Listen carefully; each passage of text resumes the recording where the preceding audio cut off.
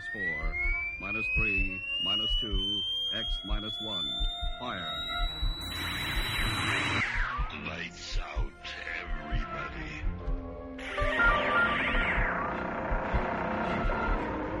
The creaking door. Dimension X. Inner Sanctum Mystery. X minus 1. Dark fantasy.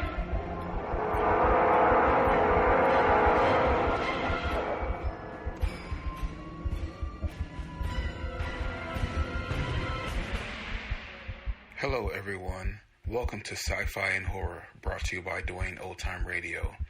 Sci-Fi and Horror features some of the best programs from the golden age of radio, including X-1, Orbiter X, Dimension X, Slot X's, Lights Out, Ray Bradbury, Dark Fantasy, and many, many more. Also, my podcasts are free of ads, so you can enjoy the programs commercial-free. If you would like to donate a few dollars to help me cover the cost of creating these weekly posts, you can donate to my channel. On the bottom of each post, there is a donation link in your preferred podcast player. Anything you donate is extremely helpful and appreciated. We're going to end the month as normal with Ray Bradbury. This week we have Bradbury-Reads-Bradbury. He did a handful of, I don't know if you call them episodes, but a handful of, I'll just call them episodes for lack of a better word, where he read his own stories. This week he reads The Pedestrian. That's the first part, which he originally wrote in 1951. Then he reads Fever Dream, which I believe he wrote in 1941. I believe it was, or 1948. So again, Ray Bradbury reads Ray Bradbury, and these aired in 1975. The Pedestrian is an interesting story to me, mainly because of the way I encountered certain people on an evening about 25 years ago. I was walking along in Los Angeles down near Western and Wilshire Boulevard with a friend. We were discussing short stories and novels, and a police car pulled up. A policeman got out and came over and said, "What are you doing?" And I answered, "Putting one foot in front of the other." Well, that was the wrong answer, of course, and the policeman frowned at me and asked me again what we were doing, and I said breathing, looking, walking, enjoying conversation. Well, none of these answers seemed to satisfy the policeman, and I became quite perturbed, and I took from my pocket a package of soda crackers and popped them in my mouth, and as I talked to the policeman, sprayed him gently with soda flakes. The policeman couldn't quite decide whether I was being hostile or not, looked down at the constellation of soda crackers on his uniform front, brushed them off, reprimanded me, told me that I shouldn't do it again, and I promised I never would. And I went home that night and wrote The Pedestrian in a rage. So here it is, The Pedestrian.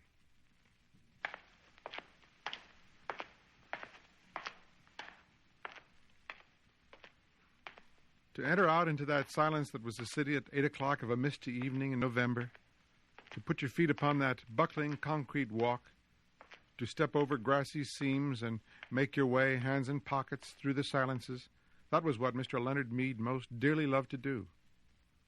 He would stand upon the corner of an intersection and peer down long, moonlit avenues of sidewalk in four directions, deciding which way to go.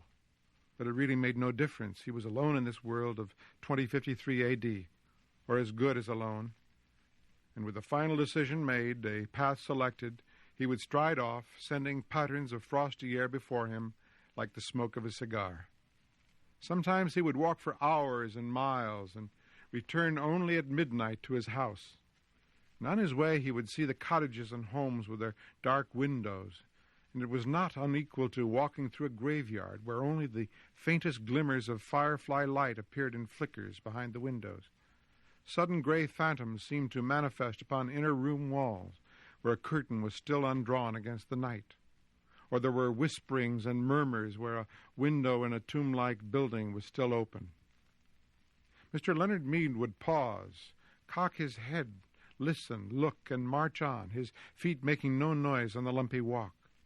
For long ago he had wisely changed to sneakers when strolling at night, because the dogs in intermittent squads would parallel his journey with barkings if he wore hard heels, and lights might click on and faces appear, and an entire street be startled by the passing of a lone figure, himself, in the early November evening. On this particular evening he began his journey in a westerly direction toward the hidden sea. There was a good crystal frost in the air. It cut the nose and made the lungs blaze like a Christmas tree inside.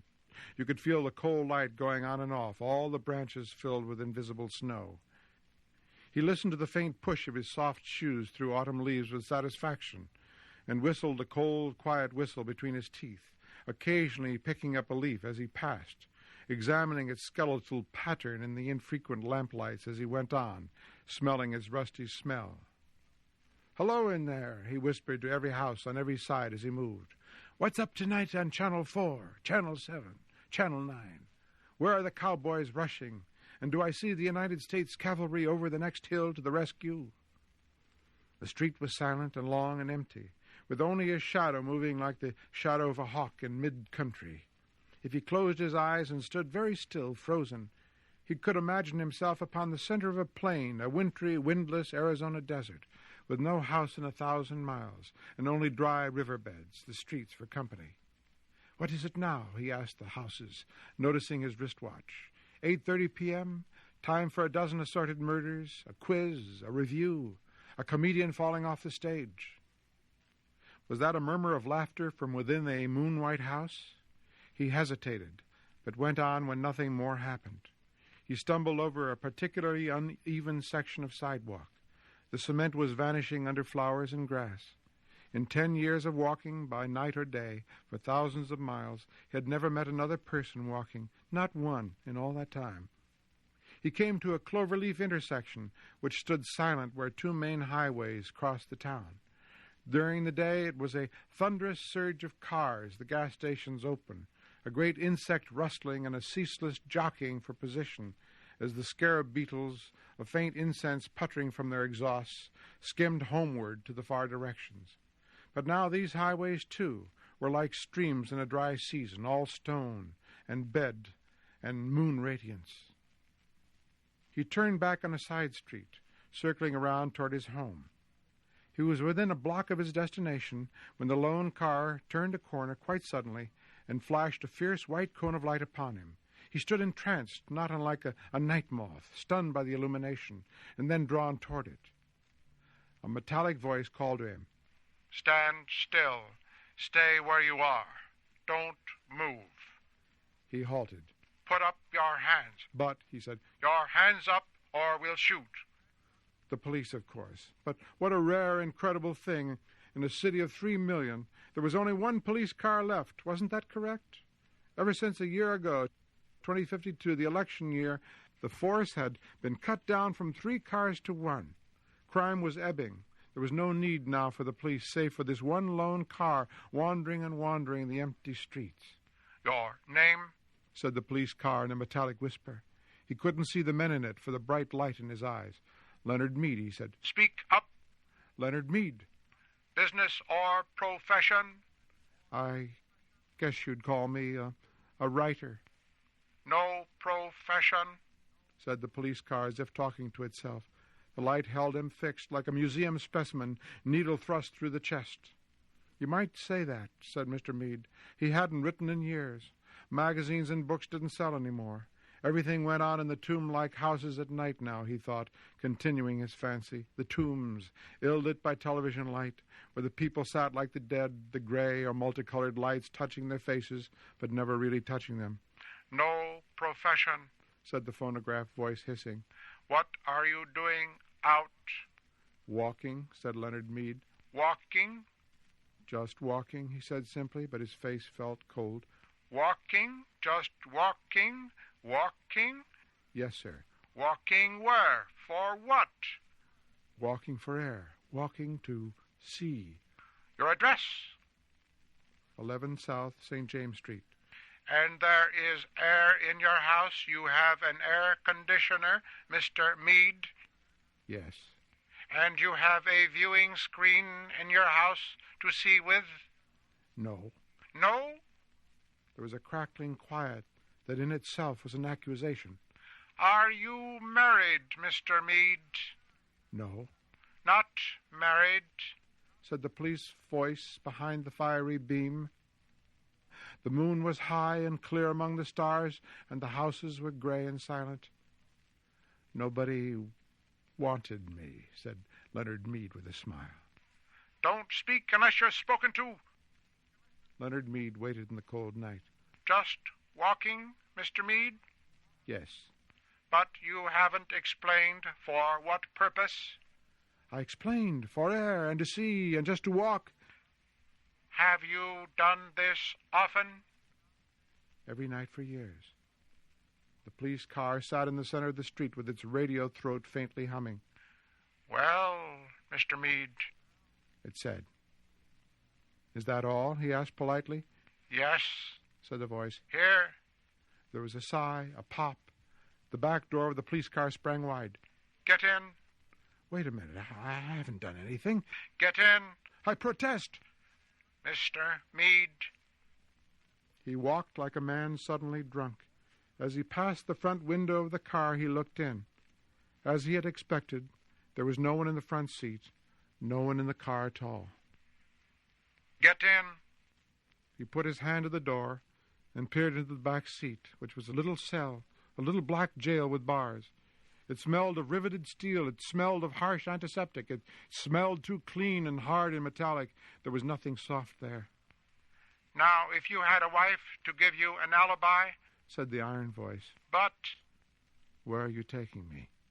The car hesitated, or rather gave a faint whirring click as if information somewhere was dropping card by punch-slotted card under electric eyes. To the Psychiatric Center for Research on Regressive Tendencies. He got in. The door shut with a soft thud. The police car rolled through the night avenues, flashing its dim lights ahead. They passed one house on one street a moment later, one house in an entire city of houses that were dark.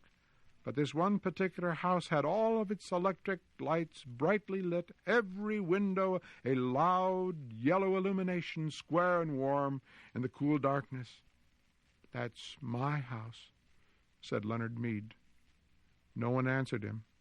The car moved down the empty riverbed streets and off away, leaving the empty streets with the empty sidewalks, and no sound and no motion, all the rest of the chill November night.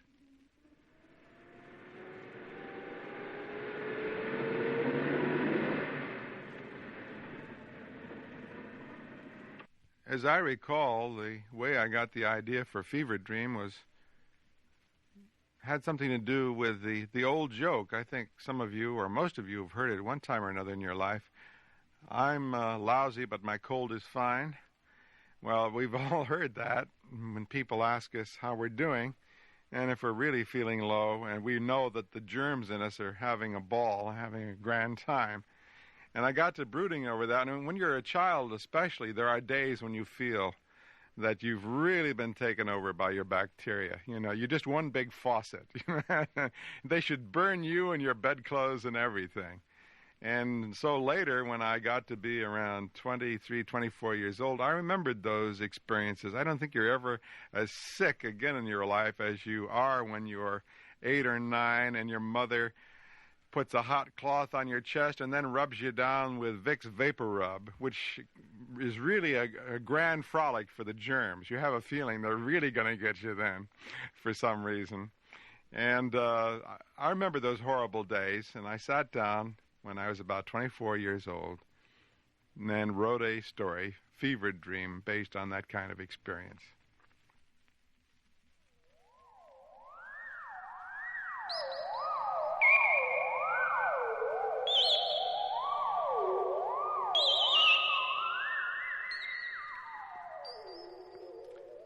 They put him between fresh, clean, laundered sheets, and there was always a newly squeezed glass of thick orange juice on the table under the dim pink lamp. All Charles had to do was call, and Mom or Dad would stick their heads into his room to see how sick he was. The acoustics of the room were fine. You could hear the toilet gargling its porcelain throat of mornings. You could hear rain tap the roof, or slime mice run in the secret walls, or the canary singing in its cage downstairs. If you were very alert, sickness wasn't too bad. He was 13, Charles was. It was mid-September, with the land beginning to burn with autumn. He lay in the bed for 3 days before the terror overcame him. His hand began to change, his right hand. He looked at it, and it was hot and sweating there on the counterpane alone. It fluttered, it moved a bit. Then it lay there, changing color. That afternoon, the doctor came again and tapped his thin chest like a little drum. "How are you?" asked the doctor, smiling. "I know, don't tell me. My cold is fine, doctor, but I feel awful. Ha, ha." He laughed at his own oft-repeated joke. Charles lay there, and for him that terrible and ancient jest was becoming a reality. The joke fixed itself in his mind. His mind touched and drew away from it in a pale terror. The doctor did not know how cruel he was with his jokes. "Doctor," whispered Charles, lying flat and colorless, "my hand, it doesn't belong to me anymore. This morning it changed into something else. I want you to change it back, doctor, doctor." The doctor showed his teeth and patted his hands. "It looks fine to me, son. You just had a little fever dream." "But it changed, doctor. Oh, doctor," cried Charles pitifully, holding up his pale, wild hand. "It did." The doctor winked. "I'll give you a pink pill for that." He popped a tablet onto Charles' tongue. "Swallow." "Will it make my hand change back and become me again?" "Yes, yes, yes." The house was silent when the doctor drove off down the road in his car under the quiet blue September sky. A clock ticked far below in the kitchen world. Charles lay looking at his hand. It did not change back. It was still something else. The wind blew outside. Leaves fell against the cool window. At 4 o'clock his other hand changed. It seemed almost to become a fever. It pulsed and shifted cell by cell. It beat like a warm heart. The fingernails turned blue and then red. It took about an hour for it to change, and when it was finished, it looked just like any ordinary hand. But it was not ordinary.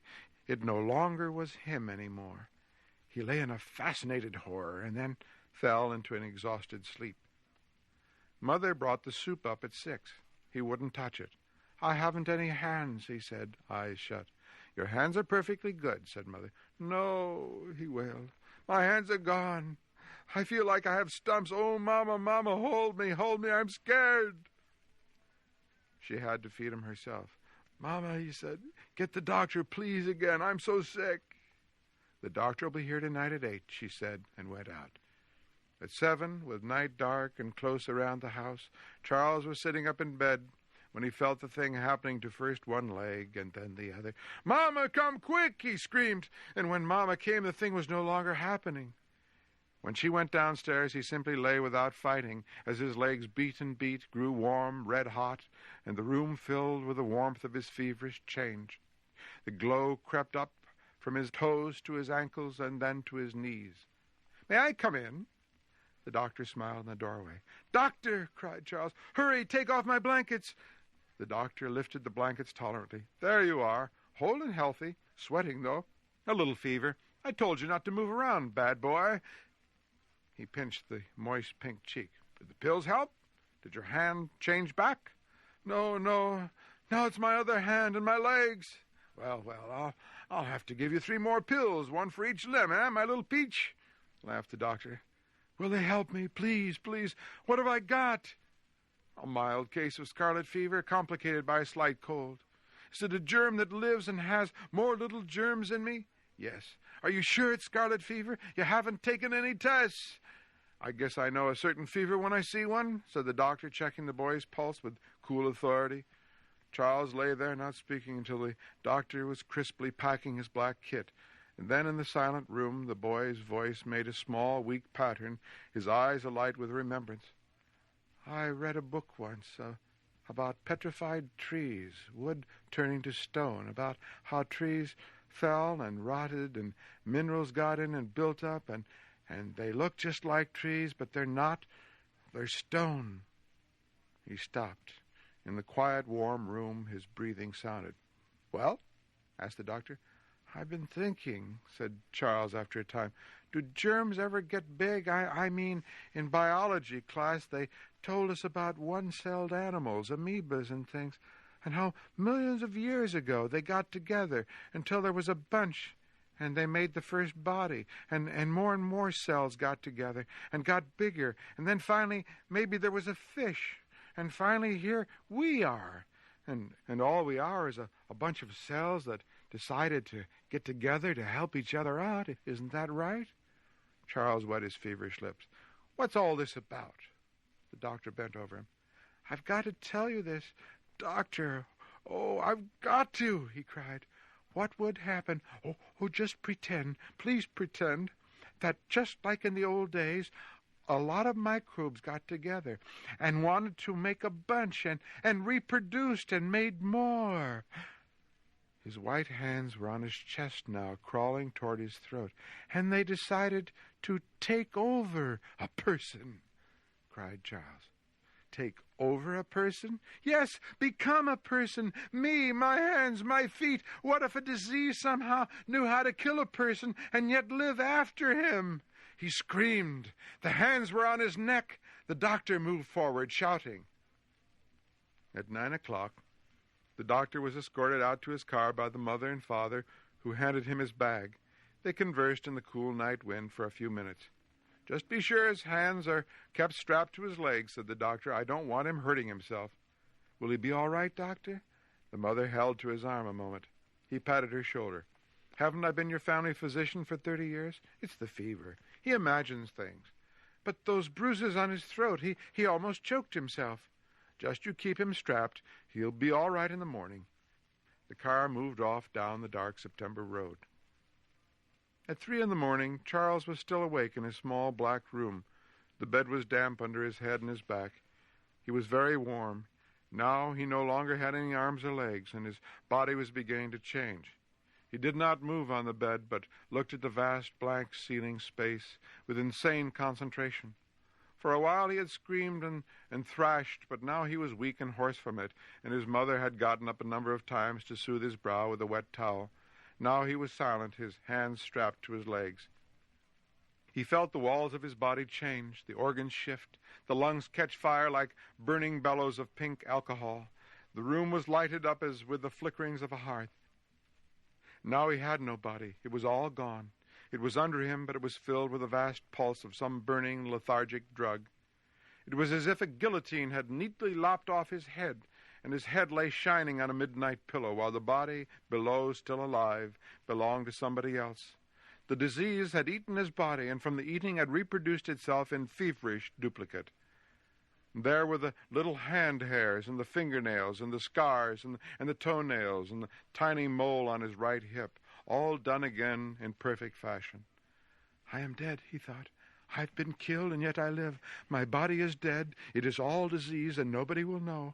I will walk around, and it will not be me. It will be something else. It will be something all bad, all evil, so big and so evil it's hard to understand or think about. Something that will buy shoes and drink water and get married someday, maybe, and do more evil in the world than has ever been done." Now the warmth was stealing up his neck into his cheeks like a hot wine. His lips burned, his eyelids like leaves caught fire, his nostrils breathed out blue flame, faintly, faintly. "And this will be all," he thought. "It'll take my head and my brain and fix each eye and every tooth and all the marks in my brain and every hair and every wrinkle in my ears, and there'll be nothing left of me." He felt his brain fill with a boiling mercury.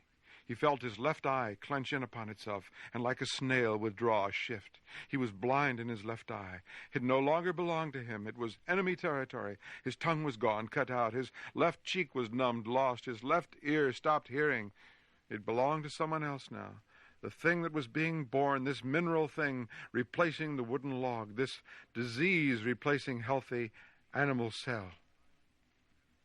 He tried to scream, and he was able to scream loud and high and sharply in the room, just as his brain flooded down. His right eye and right ear were cut out. He was blind and deaf, all fire, all terror, all panic, all death.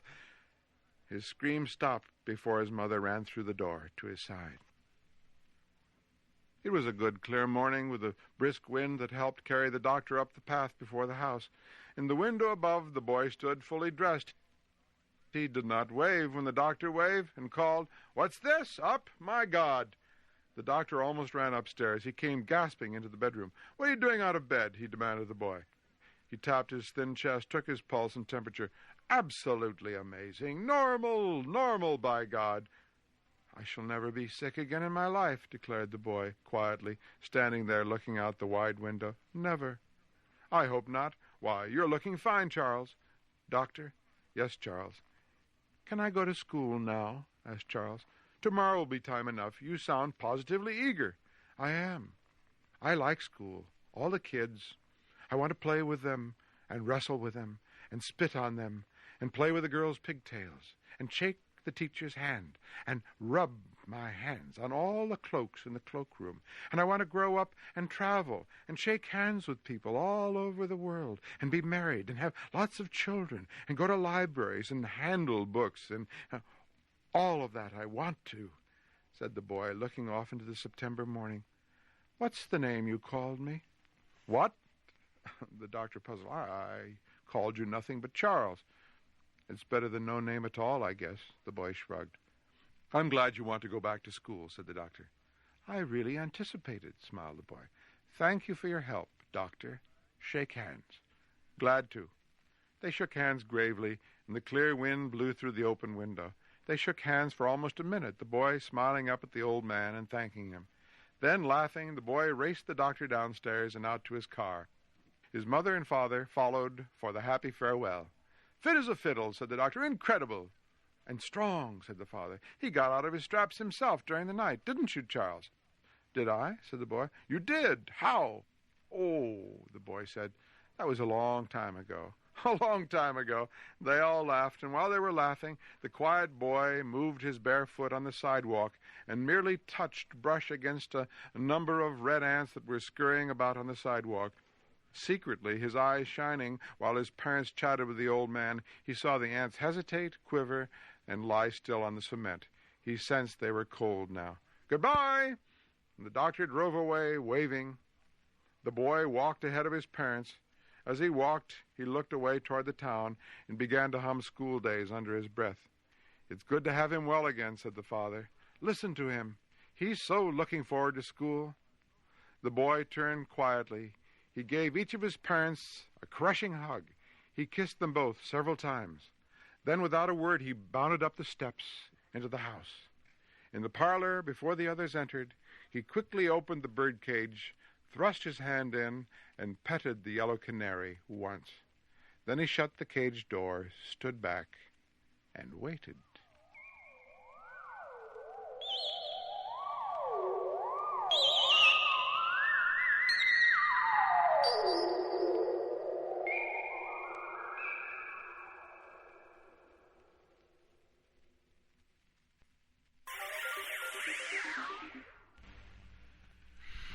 Thank you for listening. If you enjoy what I'm doing, I ask you to please subscribe to my channel or channels. Well, hope you enjoyed, and until next time, stay safe, wish you well, peace.